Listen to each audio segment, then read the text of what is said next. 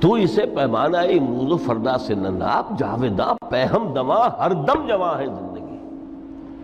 اس میں یہ وقفہ جو ہے خلق الموت والحیات لیبلوکم ایکم احسن عملا، یہ اس جسد کے ساتھ اس روح کا اتصال، اور یہ 30 40 50 60 70 80 100 برس کی عمر، یہ ایک وقفہ ہے، یہ امتحانی وقفہ ہے، تمہیں جانچا جا رہا ہے، پرکھا جا رہا ہے۔ ایکم احسن عملا، اس کو بھی اقبال نے اسی نظم میں خوب بیان کیا ہے کہ قلزم ہستی سے تو ابھرا ہے مانند حباب، اس نیا خانے میں تیرا امتحان ہے زندگی۔ اب اگر تو دو چیزیں انسان پر واضح رہیں، اور نہ صرف واضح رہیں، مستحضر رہیں۔ واضح تو ہو جاتی ہے ایک چیز، پھر آدمی بھول جاتا ہے، تو کوئی فائدہ نہیں دیتا اس کے۔ مستحضر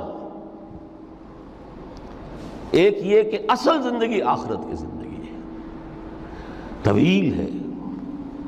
بل تؤثرون الحیات الدنیا والآخرۃ خیر وابقیٰ، کلا بل تحبون العاجلہ وتذرون الآخرہ، تم اس عاجلہ کو پسند کرتے ہو، اس دنیا کی زندگی کو تم ترجیح دیتے ہو، جبکہ آخرت ہے جو باقی رہنے والی ہے، ابدی۔ اگر تو یہ معلوم ہو، جیسا کہ سورہ عنکبوت کی آیت کے حوالے سے میں نے آپ کو آیت سنائی کہ وما هذه الحیات الدنیا الا لہو ولعب وان الدار الاخرۃ لہی الحیوان لو کانوا یعلمون، اصل زندگی جو ہے وہ آخرت کی زندگی ہے، کاش کہ انہیں معلوم ہوتا۔ ایک حقیقت تو یہ معلوم ہو اور مستحضر رہے کہ اصل زندگی آخرت کی زندگی ہے، اور دوسری حقیقت یہ کہ یہ دنیا کی زندگی ایک امتحانی وقفہ ہے۔ قلزم ہستی سے تو ابھرا ہے مانند حباب، اس نیا خانے میں تیرا امتحان ہے زندگی۔ یہ مستحضر رہے تو اس کا نتیجہ کیا نکلے گا؟ انسان دنیا پرست نہیں بنے گا۔ متاع ہے دنیا، برتنے کی چیز ہے۔ وما هذه الحیات الدنیا الا متاع، برتنے کی چیز ہے، برتو اسے۔ اب میں یہاں آپ کو کچھ حدیثیں بھی سنا دینا چاہتا ہوں۔ ایک حدیث میں حضور نے عجیب نقشہ کھینچا ہے، مالی ولی دنیا، لوگوں مجھے تمہاری اس دنیا سے کیا سروکار، انما مثلی کراکب استظل تحت شجرۃ ثم راح فترکھا، میری مثال تو اس سوار کسی ہے جو تھوڑی دیر کے لیے کسی درخت کے سائے میں سستانے کے لیے رک جاتا ہے، وہ اس درخت کو اپنی منزل نہیں سمجھتا، اپنا گھر نہیں سمجھتا، تھوڑی دیر کا سستانا ہے، پھر وہ اس درخت کو خیر بات کہتا ہے، اپنا راستہ لیتا ہے، اپنی منزل کی طرف رواں ہو جاتا ہے۔ بس اتنا تعلق، منزل یاد رہے۔ چنانچہ ایک دوسری بڑی پیاری حدیث ہے، بہت مختصر بھی ہے، انما الدنیا خلقت لکم وانتم خلقتم للآخرہ، دیکھو یہ دنیا تمہارے لیے بنائی گئی ہے۔ خلق لکم ما فی السماوات و ما فی الارض، قرآن مجید کہتا ہے۔ اس لیے میں نے کہا تھا خلافت ہمیں دینی تھی تو سب کچھ ہمارے لیے بنایا گیا نا، یہ محفل سجائی گئی ہے ہمارے لیے، یہ سب ہمارے لیے بنایا گیا ہے، پورے عالم کو مسخر کیا گیا ہمارے لیے۔ سخر لکم، سورج بھی چاند بھی ہر چیز تمہارے لیے مسخر کی گئی ہے۔ انما الدنیا خلقت لکم وانتم خلقتم للآخرہ، لیکن تمہاری تخلیق ہوئی ہے، تمہیں بنایا گیا ہے، تمہیں پیدا کیا آخرت کے لیے۔ یہ منزل یاد رہے، میرا ٹھکانہ وہ ہے، میرا گھر وہ ہے، میری منزل وہ ہے، یہ راہ گزر ہے، یہ سفر ہے، یہ ایک وقفہ ہے، امتحانی وقفہ ہے۔ خلق الموت والحیات لیبلوکم ایکم احسن عملا۔ لیکن اب تیسری حدیث سنیے، اور یہ ہے وہ کہ جو اس دنیا کو، جو میں نے شروع میں کہا تھا، بڑی ٹھوس حقیقت ہے، یہ اللہ کی تخلیق ہے، سنجیدہ تخلیق ہے، ہم نے کوئی کھیل کود کے لیے تو نہیں بنایا ہے۔ ربنا ما خلقت ھذا باطلا، حضور فرماتے ہیں الدنیا مزرعۃ الآخرہ، دنیا آخرت کی کھیتی ہے۔ یہاں بوؤ گے تو وہاں کاٹو گے، یہاں بوؤ گے نہیں تو کاٹو گے کیا خاک؟ اس اعتبار سے غور کیجئے، یہ دنیا اور حیات دنیاوی کا ایک ایک لمحہ ایک بڑی عظیم حقیقت بن کر سامنے آتا ہے۔ ہماری حیات دنیاوی کا ایک ایک لمحہ ابدی ہے پوٹینشلی، کیوں کہ اس میں جو کچھ ہم کما رہے ہیں اس کے نتائج ابدی زندگی پر پھیلے ہوئے ملیں گے۔ تو گویا کہ یہ جو ہے یہ گھڑی محشر کی ہے، طور سے محشر میں ہے، بیشتر غافل عمل کوئی اگر دفتر میں ہے، یہاں کا ایک ایک لمحہ تمہارے لیے بہت قیمتی ہے۔ یہاں بو، محنت کرو، کاشت کرو تاکہ وہاں کاٹ سکو۔ الدنیا مزرعۃ الآخرہ۔ اب دیکھیے یہ جو انداز ہے قرآن کا، وَمَا الْحَيَاةُ الدُّنْيَا إِلَّا مَتَاعُ الْغُرُورِ، جو ہماری گفتگو کا آج عنوان ہے، اس کے دو نتیجے نکلتے ہیں عملاً۔ ایک نتیجہ جو صحیح ہے، جو قرآن نکالنا چاہتا ہے، جس کی طرف اسلام رہنمائی کرتا ہے۔ ایک ہے بالکل منفی نتیجہ جس کی اسلام نفی کرتا ہے۔ وہ منفی نتیجہ کیا ہے؟ دنیا دھوکے کی ٹٹی ہے، چھوڑو گھر گھرستی کو، دفع کرو، رب سے لو لگانی ہے۔ یہ شادی کر کے اور گھر گھرستی کا کھکیڑ مول لینا، کہاں ایک پیٹ کا پالنا، کہاں 10 پیٹ لگ جائے پیچھے، اسی میں آدمی جو ہے گم ہو کر رہ جاتا ہے۔ لہذا گھر گھرستی کو چھوڑو، تجدد کی زندگی گزارو۔ پھر یہ تمدن ہر جگہ شر ہے، برائی ہے، دھوکہ ہے، فریب ہے، جھوٹ ہے، دفع ہو جاؤ، جاؤ کہیں پہاڑوں کی چوٹیوں پر، کہیں غاروں میں، گپھاؤں میں، کہیں جنگلوں میں دھونی روا۔ یہ ہے اس کا ایک منطقی نتیجہ جو نکلا ہے دنیا میں، اور تقریباً تمام مذاہب عالم میں نکلا ہے۔ رہبانیت جس کی جس شد و بد کے ساتھ نفی کی ہے محمد رسول اللہ صلی اللہ علیہ وسلم، لا رہبانیت فی الاسلام، اسلام میں کوئی رہبانیت نہیں، نفی ہے، مکمل نفی، لا رہبانیت فی الاسلام۔ فرمایا کہ النکاح من سنتی، یہ میری سنت ہے، میرا طریقہ ہے، گھر گھرستی کی زندگی اختیار کرنا یہ میری سنت ہے۔ 3 صحابہ پر کچھ اسی طرح کا غلبہ ہو گیا تھا۔ صحابہ میں ہر طرح کے لوگ تھے،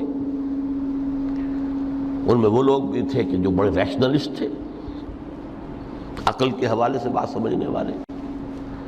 حضرت عمر کو ہم کہہ سکتے ہیں کہ سر خیل تھے ان کی رضی اللہ تعالیٰ۔ کچھ درویش منش لوگ بھی تھے، کچھ پر یہ تقویٰ کا اور درویشی کا بہت زیادہ غلبہ ہو گیا تھا، مغلوب الحال ہم انہیں کہہ سکتے ہیں۔ حضرت عبداللہ ابن عمرو بن العاص رضی اللہ تعالیٰ عنہما، ایک عجیب سائملٹینیس کنٹراسٹ ہے باپ اور بیٹے میں۔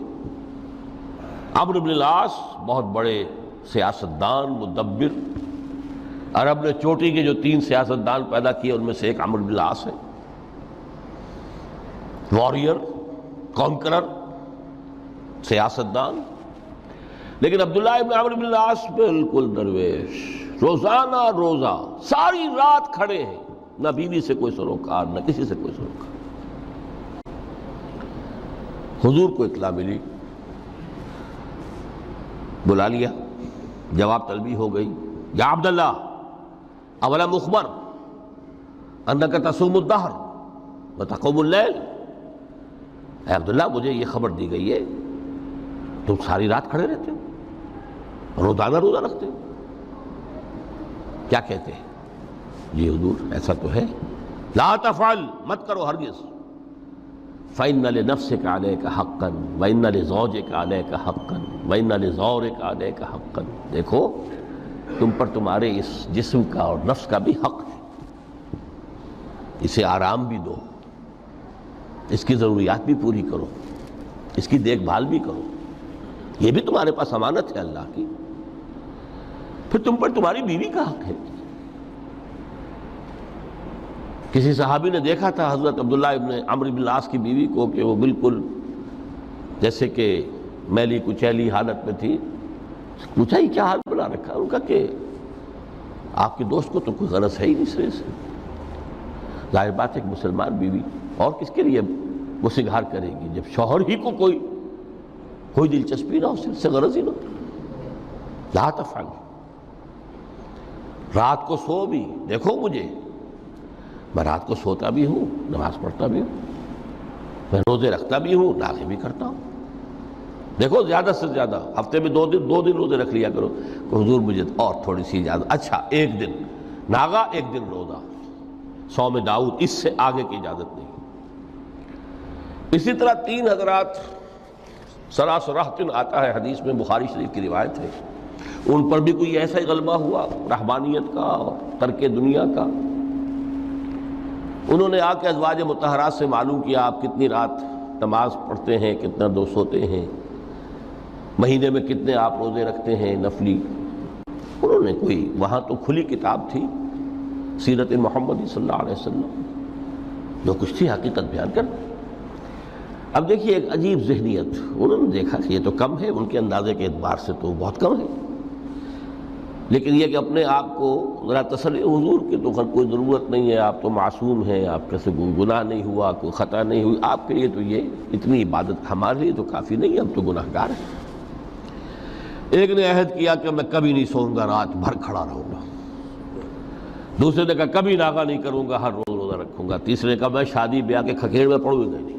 حضور کو اطلاع مل گئی، طلب فرمایا، ڈانٹا آپ نے، آپ لوگوں نے یہ کہا ہے؟ جی ہاں ہم نے کہا تو ہے. واللہ، خدا کی قسم، میں تم میں سب سے بڑھ کر متقی ہوں، لیکن میں رات کو سوتا بھی ہوں اور نماز بھی پڑھتا ہوں، روزے رکھتا بھی ہوں، ناغے بھی کرتا ہوں. میری گھر گرستی کی زندگی ہے، میری بیویاں ہیں.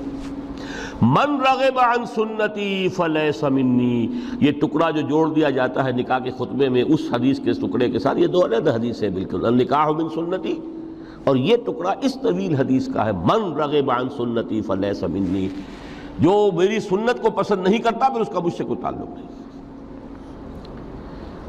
یہ تو میں نے احادیث کے حوالے سے آپ کو وہ جو منفی طرز عمل، گریز، دنیا سے تعلق منقطع کرنا، پسپائی، گریز، فرار، اور اس کا نتیجہ کیا نکلتا ہے کہ دنیا پھر شریروں کے لیے رہ گئی، کھیلیں کودیں عیش کریں. جو سلیم الفطرت نیک لوگ تھے وہ تو گئے، لہذا ان کو اب کوئی روک ٹوک کرنے والا ہی نہیں، کوئی پوچھنے تاشنے والا نہیں. ظالم جو چاہے ظلم کریں اور جس طرح چاہیں شریر جو ہے شرارتیں کریں. قرآن مجید میں سورہ حدید اس اعتبار سے نہایت عظیم صورت ہے، نہایت عظیم صورت ہے کہ وہاں یہ آیت بھی بہت ہی شاندار انداز میں آئی ہے، متاع الغرور والی، خاصی طویل آیت بن کر آئی ہے. اور جیسا کہ میں نے عرض کیا 4 جگہ تو حیات دنیاوی کو کہا گیا ہے صرف لہو و لعب یا لعب و لہو، لیکن یہاں جو ہے آیت نمبر 20، اعلموا انما الحیات الدنیا لعب و لہو و زینت و تفاخر بینکم و تکاثر فی الاموال والاولاد. 5 الفاظ کے حوالے سے اس حیات دنیاوی کے کچھ حقائق بیان کیے گئے. عام طور پر سرسری طور پر لوگ گزر گئے ہیں. محاورتاً جب بھی آتا ہے معاملہ لہو و لعب، لعب و لہو، وہ تو 4 جگہ ہے،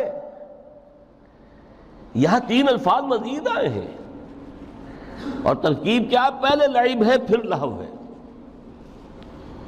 سورہ عنکبوت میں لہو و لعب یہ در حقیقت ایک طرح سے محاورے کی شکل اختیار کر گیا، تماشا اور کھیل، لیکن نہیں، یہاں ترتیب کچھ اور ہے. اس پر اگر آپ غور کریں گے تو یہ ایک عجیب سا نقشہ سامنے آتا ہے. حیات دنیاوی کے 5 ادوار، جن میں سے ہر دور میں ایک شے انتہائی اہم ہوتی ہے، توجہ کا مرکز بنی ہوتی ہے. ابتدائی دور ہے، بالکل بچہ بھی ہے، کھیل، بس لعب، اس کے سوا اسے کوئی زندگی سے سروکار ہی نہیں. زندگی کے تلخ حقائق ابھی اسے معلوم نہیں. بھوک لگی تو رو پڑے، ماں نے دودھ پلانا ہے، کھلانا ہے، ان سے تو کچھ نہیں کرنا اس نے. وہ لعب، کھیل. لیکن تھوڑا سا آگے چلتے ہیں، ٹین ایجر سٹیج میں جب داخل ہوتا ہے آدمی تو اب وہ نرا کھیل، معصومانہ کھیل نہیں رہتا، اس میں تلذذ، سینشول گریٹیفیکیشن کا عنصر شامل ہو جاتا ہے۔ اب اس کا کہا لہو، اعلموا انما الحیات الدنیا لعب و لہو۔ ذرا آگے بڑھیے تو انسان پر سب سے زیادہ دھن سوار ہو جاتی ہے، بناؤ سنگھار، میرا لباس فیشن کے مطابق ہو، کہیں ایسا نہ ہو مذاق اڑے۔ اپنے لباس کے بارے میں بہت کانشیس ہوگا، اپنے ہیئر کٹ کے بارے میں بہت کانشیس ہوگا، ہر چیز کے بارے میں بہت کانشیس۔ زینت، بناؤ سنگھار، آرائش، زیبائش۔ اس سے ذرا آگے گئے، تکاثر فی الاموال والاولاد، تفاخر بینکم۔ یہ سمجھیے کہ تقریباً 30 برس کی عمر جب انسان کی ہوتی ہے، اب فخر، تفاخر، یا دولت پر فخر ہوگا، یا نسب پر فخر ہوگا، یا اپنی کسی سیاسی حیثیت پر فخر ہوگا، اپنی چودراہٹ پر فخر ہوگا۔ تفاخر بینکم، جس میں جان میں چونکہ توانائی ہوتی ہے، قوت ہوتی ہے، لیکن اس کے بعد جب عمر ڈھلی بڑا ریئلسٹک ہو جاتا ہے انسان۔ پھر یہ جو چوتھی سٹیج تھی، اس میں تو یہ کہ مونچھ نیچی نہ ہو، چاہے سب کچھ میں اپنا خرچ کر دوں، داؤ پہ لگا دوں، لیکن مونچھ نیچی نہیں ہوگی۔ آخری سٹیج وہ ہوتی ہے کہ پھر ہوکا لگ جاتا ہے آدمی کو، تکاثر فی الاموال والاولاد، مال اور اولاد کی کثرت کثرت کثرت۔ اب یہ ہوتا ہے کہ مونچھ نیچی کیا، مونڈ بھی دی جائے تو کوئی حرج نہیں، مال آنا چاہیے، ویری ریئلسٹک۔ اور اسی حال میں انسان ہوتا ہے۔ آخری پارے کی صورت نے پھر اس میں ایڈ کر کے اس کے اوپر مہر لگا دی، الہاکم التکاثر حتی زرتم المقابر۔ یہ تکاثر جو ہے پیچھا نہیں چھوڑتا۔ اتنی دولت بھی ہے کہ آپ کی 10 نسلیں کھا سکے اطمینان سے بیٹھ کر، تب بھی صبر نہیں ہوتا۔ بڑے میاں کی ٹانگیں جو ہیں وہ قبر میں لٹکی ہوئی ہیں، لیکن تکاثر جو ہے، تکاثر مال، وہ پیچھا نہیں چھوڑتا۔ حتی زرتم المقابر، یہاں تک کہ قبروں تک جا پہنچے، قبر میں اتار دیا جائے، جب تک ٹانگیں صرف لٹکی ہوئی ہیں اس وقت تک نہیں۔ اس کے بعد تشبیہ دی ہے کہ یہ حیات دنیاوی کا جو ایک سائیکل ہے، اعلموا انما الحیات الدنیا لعب و لہو و زینت و تفاخر بینکم و تکاثر فی الاموال والاولاد۔ اب اس کو کمپیئر کیا ہے پلانٹ کنگڈم میں جو سائیکل چل رہا ہے۔ یہ ہمارا سائیکل ہے 60-70 برس کا، بچہ پیدا ہوا، خوشیاں منائی گئیں، پھر وہ لڑکپن سے، پھر ٹین ایجر سٹیج سے، پھر جوانی ہے، پھر ادھیڑ عمر ہے، اور پھر بڑھاپا ہے، اور پھر قبر میں اتارا جانا ہے۔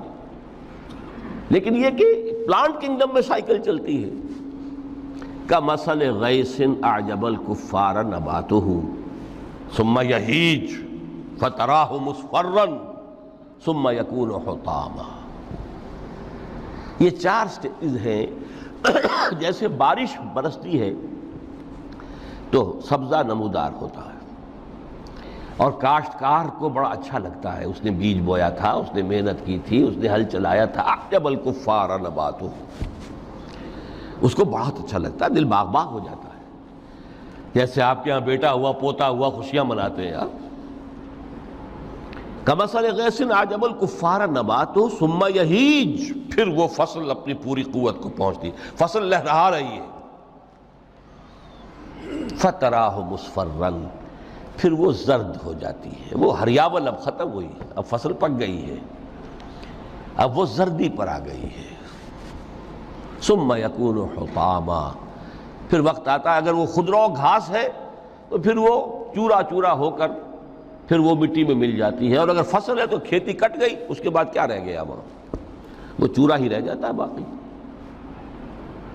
یہ لائف کا سائیکل چل رہا ہے، 3 مہینے کا ہو، 4 مہینے کا ہو، یہ ہے پلانٹ کنگڈم کا، وہ ہے سائیکل انسانی زندگی کا۔ اب فرمائی ٹیپ کی بات جو ہے وفی الآخرۃ عذاب شدید ومغفرۃ من اللہ ورضوان۔ دیکھو دنیا کی زندگی تو ان سٹیجز سے ہو کر گزری جانی ہے، جو پیدا ہوا ہے اس پر بڑھاپا بھی آئے گا، موت بھی آئے گی۔ کل نفس ذائقۃ الموت جو سورہ آل عمران کی 185ویں آیت کا پہلا جملہ تھا، ہر انسان کو جو پیدا ہوا موت آ گئی۔ اب یہ ہے کہ وہ کہیں آپ نے محل میں گزار لی زندگی، کسی کٹیا میں گزار لی زندگی، کسی کی فٹ پاتھ پر گزر گئی زندگی، زندگی گزر جاتی ہے، گزرتی ہے، اور ان 5 سٹیجز میں سے ہو کر گزرتی ہے۔ آپ گندی گلیوں میں بچوں کو کھیلتے ہوئے دیکھتے ہیں، وہ بھی کھیل رہے ہوتے ہیں،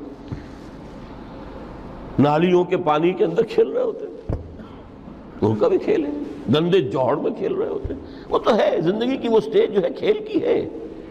کسی کے پاس بڑے قیمتی کھلونے ہیں، ان سے کھیل رہا ہے، کوئی اس طرح گلی ڈنڈا کھیل رہا ہے یا کچھ اور کھیل رہا ہے، لیکن وہ 5 سٹیجز تو آئیں گی۔ اعلموا انما الحیات الدنیا لعب ولہو وزینۃ وتفاخر بینکم وتکاثر فی الاموال والاولاد کمثل غیث اعجب الکفار نباتہ ثم یہیج فتراہ مصفرا ثم یکون حطاما وفی الآخرۃ عذاب شدید ومغفرۃ من اللہ ورضوان۔ آخرت میں جا کر یہ بائیفرکیشن ہو جانی ہے، یا تو شدید عذاب اور یا اللہ کی مغفرت اور رضا۔ Now the choice is yours، اما شاکرا و اما کفورا، فیصلہ تم خود کر لو۔ وما الحیات الدنیا الا متاع الغرور، یہاں بھی آخری الفاظ وہ ہے کہ دنیا کی زندگی دھوکے کے سوا کچھ نہیں۔ کیوں؟ اگر تو دنیا کی زندگی میں گم ہو گئے، جیسے کہ اقبال نے کہا ہے کہ کافر کی یہ پہچان کے آفاق میں گم ہے، اور مومن کی یہ پہچان کہ گم اس میں ہے آفاق۔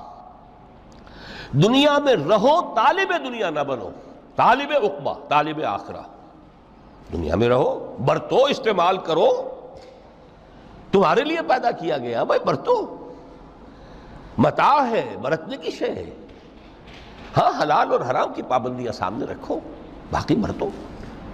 مطلوب یہ نہ ہو، مقصود یہ نہ ہو، مطلوب آخرہ ہو۔ انما الدنیا خلقت لکم وانتم خلقتم للآخرہ۔ منزل وہ رہے، مستحضر رہے، سامنے رہے کہ میں تو اجنبی ہوں، یہاں یہ میرا وطن نہیں ہے۔ الدنیا سجن المومن و جنت الکافر۔ جیسے کسی پرندے کو کسی پنجرے میں بند کر دیا گیا ہو، اس طرح ہمیں اس دنیا میں بھیج دیا گیا، اللہ کی مرضی ہے، اس نے بھیجا ہے۔ جب تک وہ چاہتا ہم رہیں گے یہاں، لیکن ہمارا دل یہاں نہیں لگے گا۔ بازار سے گزرا ہوں، خریدار نہیں ہوں، طالب دنیا نہ ہو، تب تو یہ کوئی دھوکے کا سودا نہیں، وطن نہیں، بالکل نہیں۔ حضور نے خود فرمایا مجھے تمہاری اس دنیا میں سے فلاں فلاں چیزیں بہت پسند ہیں، اور کس قدر ریئلسٹک ہیں۔ آپ نے عورتوں کے بارے میں فرمایا مجھے اس دنیا سے پسند ہے عورت، کوئی تصنع اور کوئی بھی تکلف اور کوئی خلاف فطرت بات نہیں کی محمد رسول اللہ صلی اللہ علیہ وسلم۔ آنکھوں کی ٹھنڈک میری نماز میں ہے، مجھے خوشبو پسند ہے، عورت کی طرف بھی آپ کا رجحان تھا۔ قرآن مجید میں آتا ہے نا، اے نبی اب کوئی اور نکاح آپ نہیں کریں گے، وَلَوْ أَعْجَبَتْكَ حُسْنُهُنَّ، چاہے ان کا حسن جو ہے وہ آپ کو اچھا لگے، اب اجازت نہیں ہے مزید، بس فل سٹاپ، جتنے نکاح ہو چکے۔ تو یہ دنیا کو حضور نے صلی اللہ علیہ وسلم دنیا پر سوار رہو، دنیا کو اپنے اوپر سوار نہ ہونے دو، بس بات صرف یہ ہے۔ کافر کی یہ پہچان کہ آفاق میں گم ہے۔ اسی لیے سورہ کہف کا ایک مرکزی مضمون ہے، پہلے رکوع میں بات آتی ہے اِنَّا جَعَلْنَا مَا عَلَى الْأَرْضِ زِینَةً لَهَا لِنَبْلُوَهُمْ أَيُّهُمْ أَحْسَنُ عَمَلًا۔ ہم نے اس دنیا پر جو کچھ ہے، یہ اسکائی اسکریپرز بن گئے ہمارے زمانے میں، اور یہ شاندار بلڈنگز ہیں، اور یہ کچھ ہے، ہم نے زینت اور زیبائش اور آرائش بنا دیا ہے تاکہ آزمائیں۔ انہی کے حسن کے شکار ہو جاتے ہو اور ان کے پرستار بن کر رہ جاتے ہو۔ رخ روشن کے آگے شمع رکھ کر وہ یہ کہتے ہیں ادھر جاتا ہے دیکھیں یا ادھر پروانہ آتا ہے، پھر بھی اللہ ہی کے عاشق بنے رہو، اللہ ہی سے محبت کرو تو کامیاب ہو گئے۔ دنیا کو برتو. اگر دنیا یہ عروس ہزار داماد جو ہے اگر کہیں یہ محبوبہ بن گئی تو گئے ختم. اچھا دیکھیے اس سورہ حدید میں اب یہ دنیا کی حقیقت کو اس طرح بیان کر کے دو نتیجے جو اس سے نکلتے ہیں ان کو علیحدہ علیحدہ بیان کر دیا. ایک نتیجہ جو میں بیان کر چکا رہبانیت ترک دنیا، اس کی نفی کرتے ہوئے فرمایا وَلَقَدْ أَرْسَلْنَا نُوحًا وَإِبْرَاهِيمَ وَجَعَلْنَا فِي ذُرِّيَّتِهِمَا النُّبُوَّةَ وَالْكِتَابَ فَمِنْهُمْ مُهْتَدٍ وَكَثِيرٌ مِّنْهُمْ فَاسِقُونَ ثُمَّ قَفَّيْنَا عَلَىٰ آثَارِهِمْ بِرُسُلِنَا وَقَفَّيْنَا بِعِيسَى ابْنِ مَرْيَمَ وَآتَيْنَاهُ الْإِنْجِيلَ وَجَعَلْنَا فِي قُلُوبِ الَّذِينَ اتَّبَعُوهُ رَأْفَةً وَرَحْمَةً وَرَهْبَانِيَّةً ابْتَدَعُوهَا مَا كَتَبْنَاهَا عَلَيْهِمْ. اصل مضمون یہ تھا جس کے لیے تمہید اتنی لمبی باندھی. ہم نے نوح کو بھیجا، ابراہیم کو بھیجا، ان کی اولاد میں ہی نبوت اور کتاب رکھ دی. پھر ان کے نقش قدم پر ہم نے اٹھایا عیسیٰ ابن مریم کو، انہیں انجیل دی، اور جو لوگ ان پر ایمان لائے ان کے دلوں میں رحمت اور رافت کے جذبات پیدا کر دیے، انسانی ہمدردی. حضرت عیسیٰ کا جو اپنا مزاج تھا ظاہر بات ہے کہ آپ کے حواریین اور آپ پر ایمان لانے والوں میں اسی کا ایک عکس پیدا ہونا تھا، لہذا وہ ایک خاص کیفیت. لیکن فرمایا ایک شے کو انہوں نے بدعت کے طور پر ایجاد کر لیا، وَرَهْبَانِيَّةً ابْتَدَعُوهَا مَا كَتَبْنَاهَا عَلَيْهِمْ. رہبانیت کی انہوں نے بدعت ایجاد کر لی، یہ انہوں نے کی ہے، ہم نے یہ ان پر فرض نہیں کی تھی. یہ ہے وہ منفی نتیجہ. گریز، خانقاہوں میں جا کر بیٹھ جاؤ، موناسٹسزم، تجرد کی زندگی گزارو. نتیجہ اس کا کیا نکلتا ہے کہ بظاہر راہب اور راہبائیں رہ رہی ہیں اور رہ رہے ہیں، اور اندر جو حرام کاری کے بازار چل رہے ہیں، اور تہخانوں کے اندر حرامی بچوں کی قبروں کے قبرستان بنے ہوئے. ہسٹری آف کرسچین موناسٹسزم پر کتابیں پڑھ لیجیے، خود انہوں نے اپنے سارے جو ہیں بخیے ادھیڑ کر خود رکھ دیے. یہ رہبانیت، یہ اسلام کا راستہ نہیں ہے. احادیث کے حوالے سے میں آپ کے سامنے پہلے بیان کر چکا ہوں. میں بعد میں تھوڑا سا عرض کروں گا کہ ہمارے ہاں بھی یہ رسم کیوں آئی اور کیسے آئی. الحمدللہ اس درجے میں نہیں آئی جس درجے میں کہ کرسچینٹی میں آئی ہے، الحمدللہ ثم الحمدللہ، لیکن کسی درجے میں اگر آئی ہے تو کیوں آئی ہے یہ میں بعد میں عرض کروں گا. لیکن اس کا مل حیات الدنیا الا متاع الغرور کا دوسرا نتیجہ کیا ہے؟ پہلا نتیجہ تھا گریز کا، پسپائی کا، فرار کا، معاشرے سے نکل بھاگنے کا، تاکہ معاشرے میں اشرار کھل کھیلیں، جو چاہیں کریں. ایک راستہ یہ ہے، ترک دنیا کے معنی ہیں ترک لذات دنیاوی، آسائشوں کو ترک کرنا. سختیاں جھیلنا کس لیے؟ تاکہ دنیا سے ظلم کا خاتمہ ہو، باطل کا تختہ الٹ دیا جائے، ظلم کا استیصال. ظاہر بات ہے ظالم آسانی سے ظلم نہیں چھوڑے گا، ایکسپلائٹر واض و نصیحت سے اپنے ایکسپلائٹیشن سے باز نہیں آئے گا. شاذ ہوتے ہیں اس طبقے کے اندر بھی یقیناً کچھ سلیم الفطرت لوگ ہوتے ہیں، جیسے طبقہ اشرافیہ سے تھے حضرت ابو بکر رضی اللہ تعالیٰ عنہ، سلیم الفطرت انسان تھے. وہ کوئی غلاموں کے طبقے سے تو نہیں تھے، کوئی فقراء کے مساکین کے طبقے میں سے نہیں تھے، اونچے طبقے میں سے تھے. عشرہ مبشرہ اکثر و بیشتر اس طبقے سے تھے. لیکن بائی اینڈ لارج وہ جو طبقہ ہوتا ہے، یا تو وہ اپنے جبر اور استبداد کا تخت جو ہے جما کر بیٹھا ہوا لوگوں کی گردنوں کے اوپر، پولیٹیکل ریپریشن ہے، یا اکنامک ایکسپلائٹیشن ہے، استحصال. محنت لوگ کریں، کھائیں گے ہم، عیش ہم کریں گے. محنت کسان کرے جا کے کھیت میں، ہم لے آئیں گے اپنا حصہ اور عیش کریں گے. یا کوئی سوشل ڈسکریمنیشن ہے، یہ اونچا ہے یہ نیچا ہے، یہ تو پیدا ہی ہوا ہے شودر، یہ اس سے نکل ہی نہیں سکتا، اور یہ پیدا ہوا برہمن، یہ تو اونچا ہے. اس تینوں قسم کے ظلم، اس کا خاتمہ کرنا، اس کے لیے جد و جہد کی ضرورت ہے، جہاد کی ضرورت ہے، قتال کی ضرورت ہے. اور جہاد و قتال آپ نہیں کر سکتے جب تک کہ لذات دنیاوی سے کنارہ کشی نہ کریں، جب تک کہ اپنی بیلٹ کو ٹائٹ نہ کریں، جب تک کہ اپنی ضروریات زندگی کو کم نہ کریں۔ ضروریات زندگی کم کریں گے تو تفریغ الاوقات ہوگا، جو تبلیغی بھائیوں کی اصطلاح ہے بہت اہم، اپنے وقت کو فارغ کر سکیں گے۔ اس وقت کو فارغ کریں گے تو پھر وہ جد و جہد، وہ محنت، وہ جہاد، اس کے لیے آپ کے پاس وقت ہوگا، اس کو آپ لگا سکیں گے۔ پھر اس میں جب سخت سے سخت منزلیں آئیں گی تو اس میں میدان میں مقابلہ بھی ہوگا، جان کی بازی بھی کھیلنی پڑے گی۔ اس میں قید و بند کا وقت بھی آ سکتا ہے۔ 3 برس تک اگر محمد عربی صلی اللہ علیہ وسلم پورے خاندان بنی ہاشم کے ساتھ بدترین اسیری سمجھ لیجئے شیب بنی ہاشم میں جو رہیں، یہاں تو اسیروں کو آپ راشن تو دیتے ہیں، کھانا تو دیتے ہیں، وہاں تو اصل جو ہے وہ تو دونوں طرف سے گھاٹی کا منہ بند کر دیا گیا تھا، سیل تھی کہ کوئی شے جو ہے وہ جانے نہ پائے اندر۔ 3 برس،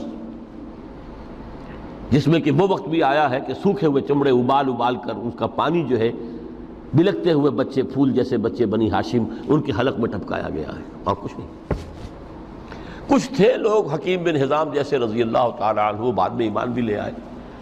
حضرت خدیجہ رضی اللہ تعالیٰ عنہ کے چونکہ وہ قریبی رشتہ دار تھے، وہ پہاڑ کو کراس کر کے چوٹی پر سے اتر کر کچھ کبھی کبھی کھانے پینے کی چیز پہنچا دیتے تھے۔ یہ سارے مراحل آئیں گے۔ یہ جو ہے یہ مثبت ہے۔ ترک دنیا وہ نہیں۔ ترک دنیا سے مراد دنیا کی لذتوں سے، دنیا کی آسائشوں سے، ان سے آدمی اپنے آپ کو پیچھے ہٹائے، ان کو چھوڑے، ان کو ترک کرے، تاکہ اپنا وقت، اپنا مال، اپنی صلاحیتیں صرف کر سکے۔ کس کام کے لیے؟ اب اس کے لیے دیکھیے آیت نمبر 25 ہے یہ سورہ حدید کی۔ لَقَدْ أَرْسَلْنَا رُسُلَنَا بِالْبَيِّنَاتِ، ہم نے اپنے رسولوں کو بھیجا واضح چیزوں کے ساتھ۔ بینہ وہ شے جو از خود ظاہر ہو۔ آفتاب آمد، دلیل آفتاب۔ جب سورج طلوع ہو گیا وہ خود اپنے وجود پر دلیل ہے، اس کے لیے کسی اور اضافی دلیل کی ضرورت نہیں ہے کہ سورج موجود ہے، وہ تو ہے، سب کو نظر آ رہا ہے۔ تو بینات سے مراد معجزے بھی ہیں، اور وہ تعلیم جو ہے بنیادی دین کی کہ جو فطرت انسانی کی جانی پہچانی ہوئی شے ہے،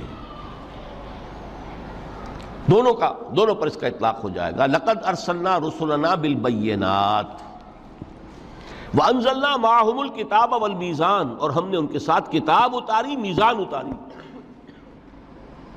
یہ سب کچھ کس لیے کیا؟ لیقوم الناس بالقسط، تاکہ لوگ عدل پر قائم ہوں۔ یہ ہے سول آبجیکٹو۔ یہ نہیں بس ہماری کتاب پڑھ لیا کرے، ختم قرآن ہو گیا، اللہ اللہ دعا مانگ لی، چھٹی۔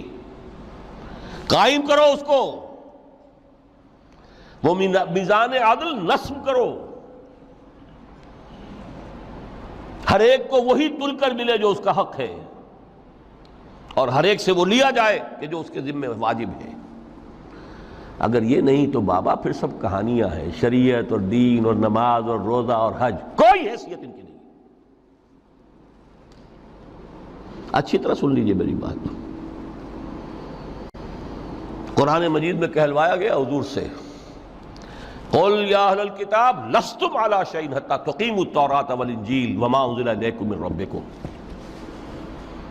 اے نبی ان سے کہہ دیجئے، کتاب والو تمہاری کوئی حیثیت ہی نہیں، ہماری نگاہوں میں تمہارا کوئی مقام ہی نہیں، جب تک کہ تم قائم نہیں کرتے تورات کو اور انجیل کو اور جو کچھ کے نازل کیا گیا تمہاری طرف، تمہارے رب کی طرف سے۔ قائم کرو، پھر آؤ ہم سے بات کرو، ہم سے دعا کرو، ورنہ دفع ہو جاؤ۔ Nothing doing. They don't care for you. لستم علی شیء حتی تقیموا التوراۃ والانجیل وما انزل الیکم من ربکم۔ اب قانون خداوندی تو بدلتا نہیں ہے، نہ فرام پرسن ٹو پرسن، نہ فرام نیشن ٹو نیشن، نہ فرام امہ ٹو امہ، اٹل ہے۔ وَلَن تَجِدَ لِسُنَّتِ اللَّهِ تَبْدِيلًا وَلَن تَجِدَ لِسُنَّتِ اللَّهِ تَحْوِيلًا۔ سنت اللہ تو ایک ہے۔ اب اس آیت کو ذرا پڑھیے، قُلْ يَا أَهْلَ الْقُرْآنِ لَسْتُمْ عَلَىٰ شَيْءٍ حَتَّىٰ تُقِيمُوا الْقُرْآنَ۔ وما انزل الیکم من ربکم، کہہ دو اے محمد کہ اے قرآن والو تمہاری کوئی حیثیت نہیں ہے ہمارے سامنے جب تک کہ تم قرآن کو قائم نہیں کرو۔ پڑھ لو اور اس کے قرات کے مقابلے منعقد کرا لو اور سونے کے تاروں سے اسے لکھ لو اور اس کو جو چاہو کر لو، کوئی حیثیت نہیں۔ قائم کرو اس قرآن کو، اس کے نظام کو، اس کے قانون کو، جو حضرت ابوبکر نے فرمایا تھا پہلا خطبہ جو دیا ہے آپ نے بیعت خلافت کے بعد، تم میں ہر قوی میرے نزدیک ضعیف ہوگا جب تک کہ اس سے حق وصول نہ کر لوں، اور ہر ضعیف قوی ہوگا جب تک کہ اسے اس کا حق دلانا دوں۔ سورہ شورى میں حضور سے کہلوایا گیا قل وَأُمِرْتُ لِأَعْدِلَ بَيْنَكُمْ، مجھے یہ حکم ہوا ہے کہ میں تمہارے مابین عدل قائم کروں۔ میں واعظ بن کر نہیں آیا، میں بدھ مت کے بھکشو بنانے کے لیے نہیں آیا تمہیں۔ ہاں انقلابی عمل میں ایک مرحلہ آتا ہے، بدھ مت کے بھکشو بننا پڑتا ہے کچھ عرصے کے لیے، تیاری کا مرحلہ، وہ میں ابھی بعد میں ذرا بیان کر دوں گا، لیکن مستقل نہیں ہے یہ بدھ مت کے بھکشو۔ یہ بدمعاش جس طرح چاہیں کھل کھیلیں، ظالم جس طرح چاہیں لوگوں پر ظلم کرتے رہیں، تشدد اور جبر کا جس طرح سے چاہے معاملہ کریں، استحصالی نظام جس طرح ہوتا ہے چلتا رہے۔ شاہ ولی اللہ دہلوی رحمۃ اللہ علیہ کے الفاظ میں انسانوں کی عظیم اکثریت ڈھور ڈنگر بن جائے، صبح سے لے کے شام تک کمر توڑ دینے والی مشقت کے بعد بمشکل 2 وقت کی روٹی ملتی ہو، اس کا کبھی خیال اسے اللہ کا آئے گا؟ کبھی اللہ سے لو لگا سکے گا؟ دنیا نے تیری یاد سے بیگانہ کر دیا تو اس سے بھی دل فریب ہے غم روزگار کے۔ اس لیے حضور نے فرمایا کاد الفقر ان یکون کفرا، یہ فقر جو ہے یہ تو انسان کو کفر تک پہنچا دیتا ہے۔ عدل قائم کرو۔ تو دیکھیے یہ آیت انتہائی گمبھیر آیت ہے قرآن مجید کی سورہ حدید کی، جس طرح وہ آیت متاع الغرور والی جس شان کے ساتھ سورہ حدید میں آئی ہے، اعلموا انما الحیات الدنیا لعب ولہو وزینۃ وتفاخر بینکم وتکاثر فی الاموال والاولاد کمثل غیث اعجب الکفار نباتہ ثم یہیج فتراہ مصفرا ثم یکون حطاما وفی الآخرۃ عذاب شدید ومغفرۃ من اللہ ورضوان وما الحیات الدنیا الا متاع الغرور۔ لیکن اس کا نتیجہ کیا نکلنا چاہیے؟ لقد ارسلنا رسلنا بالبینات وانزلنا معهم الکتاب والمیزان لیقوم الناس بالقسط۔ Now prepare for the shock۔ میرے نزدیک، میرے علم کی حد تک شاید دنیا کی کوئی انقلابی کتاب نہ ہو جس نے اس قدر عریاں طور پر کھل کر یہ کہا ہو کہ ظالموں کی سرکوبی کرو، کچلو ان کے سر۔ وانزلنا الحدید، ہم نے لوہا بھی اتارا ہے۔ ایک وقت آتا ہے ظلم نہیں ختم ہوتا جب تک کہ لوہے کی طاقت ہاتھ میں نہ آئے۔ انزلنا الحدید، ہم نے صرف کتاب ہی نہیں اتاری ہے، لوہا بھی اتارا ہے۔ فیہ باس شدید، اس میں جنگ کی صلاحیت ہے۔ ومنافع للناس، لوگوں کے لیے کچھ اور منفعتیں بھی ہیں، کوئی توا پرات چمٹا یہ بھی بنا لو، ٹھیک ہے، لیکن اصلاً یہ اسلحہ کے لیے۔ وانزلنا الحدید، اسی تو سورہ حدید کا نام حدید ہے۔ فیہ باس شدید ومنافع للناس ولیعلم اللہ من ینصرہ ورسلہ بالغیب، اللہ دیکھنا چاہتا ہے کون ہے اس کے وفادار بندے جو اس لوہے کی طاقت کو ہاتھ میں لے کر مدد کرتے ہیں اس کی اور اس کے رسولوں کی غیب میں ہونے کے باوجود۔ ان اللہ قوی عزیز، ویسے اللہ قوی ہے، عزیز ہے، آن واحد میں کفر کو ختم کر دے جب چاہے، آنے واحد میں ظالموں کا ظلم جو ہے وہ ختم کر کے رکھ دے، وہ سب کچھ کر سکتا ہے۔ لیکن پھر تمہاری آزمائش کیسے ہوگی؟ کیسے معلوم ہوگا ہوز ہو، کس کا کیا مقام تھا، کس کے پاس کتنا یقین کا سرمایہ تھا، کس کے ایمان کی گہرائی اور گہرائی کا کیا عالم تھا، کس نے ہمارے دین کے لیے کیسی کیسی قربانیاں جھیلی ہیں۔ یہ ہے ترک دنیا جو موسٹ پروفاؤنڈ ہے، نتیجہ خیز ہے، خیر کو وجود میں لانے کے لیے ہے، لیکن اس کی مثالیں موجود ہیں۔ حضرت مصعب بن عمیر رضی اللہ تعالی عنہ ایام جاہلیت میں کہا جاتا ہے ان کا جوڑا جو ہے شام سے تیار ہو کر آتا تھا، جیسے کبھی مشہور ہے کہ پنڈت نہرو کا بھی کپڑے سل کر آتے تھے پیرس سے۔ موتی لال نہرو کا بیٹا، اور موتی لال نہرو وہ تھا کہ وائس رائے کی پہلی کار آئی ہے ہندوستان میں تو دوسری کار موتی لال کی آئی، اس کا بیٹا، اس کے کپڑے پیرس سے سل کر آتے تھے۔ مصعب بن عمیر کے کپڑے شام سے تیار ہو کر آتے تھے، اور وہ ہمیشہ عطر میں بسے ہوئے ہوتے تھے۔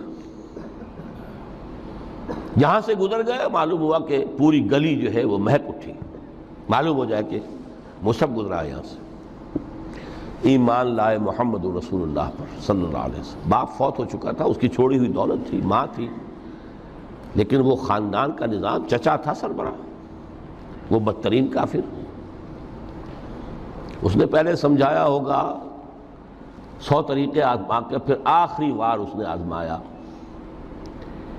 کہ جس دولت کے اوپر تم عیش کر رہے ہو یہ تمہارے مشرک باپ کی دولت ہے، نکل جاؤ گھر سے۔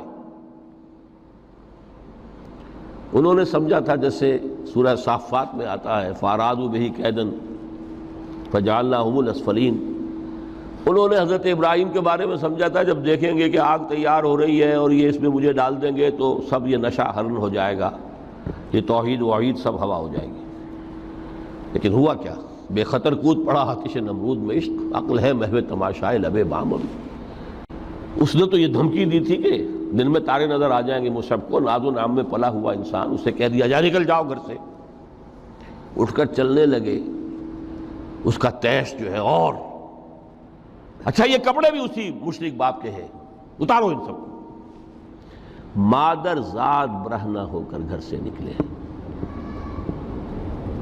مادر ذات۔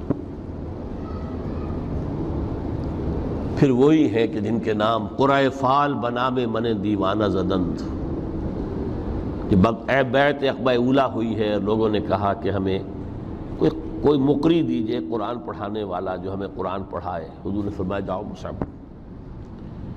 وہ مصعب وہاں جا کر مدینے میں المقری بن گئے، جا المقری، وہ آ رہا پڑھانے والا۔ اور 1 سال کی محنت، دعوت اور تبلیغ اور قرآن کے پڑھانے کے نتیجے میں اگلے سال 75 افراد لا کر حضور کی جھولی میں ڈال دی۔ یہ مصعب ہے۔ شہادت ہوئی ہے غزوہ بدر میں۔ ایک مرتبہ اس سے پہلے کا واقعہ بھی ہے کہ حضور مسجد میں تشریف فرما تھے، سامنے سے حضرت مصعب گزرے، ایک پھٹا ہوا سا کمبل جسم کے گرد لپیٹا ہوا تھا۔ حضور کی آنکھوں میں آنسو آ گئے۔ از کجا تاب کجا، یہ دیوانہ جو ہے اللہ کا اور رسول کا اور دین کا کہاں سے کہاں پہنچا ہے۔ غزوہ احد میں علم ان کے ہاتھ میں ہے، جس ہاتھ میں علم ہے وار پڑا، کٹ گیا، دوسرے سے پکڑا، اس کو بھی کٹ گیا، پھر دونوں جتنے بچ گئے تھے حصے ان سے سنبھالا، پھر شہید ہو گئے۔ جسم پر صرف ایک چادر تھی، اوپر سے جسم ننگا تھا، صرف ستر کے لیے چادر۔ دفن کرنے لگے تو مسئلہ ہی پیش آ گیا کہ چونکہ شہید کے تو کفن جو ہے اس کا اپنا جو بھی لباس پہنا ہو شہادت کے وقت۔ حضور سے کہا گیا کہ حضور مصعب کی چادر تو اتنی چھوٹی ہے کہ سر ڈھانپتے ہیں تو پیر کھل جاتے ہیں، پیر ڈھانپتے ہیں تو سر کھل جاتے ہیں۔ فرمایا سر کو چادر سے ڈھانپ دو اور پیروں پر اذخر گھاس لا کر ڈال دو، یہ آخری لباس نصیب ہوا ہے۔ ویر گنا دے موت نے مارے، وہ تک تک رو دے کبے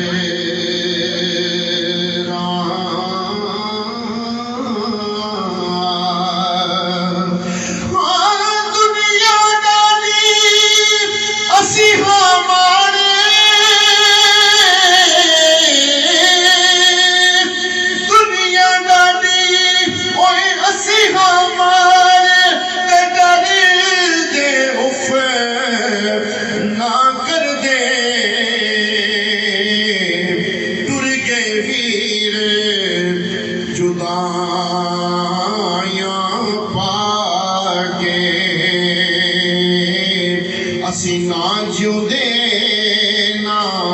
مرے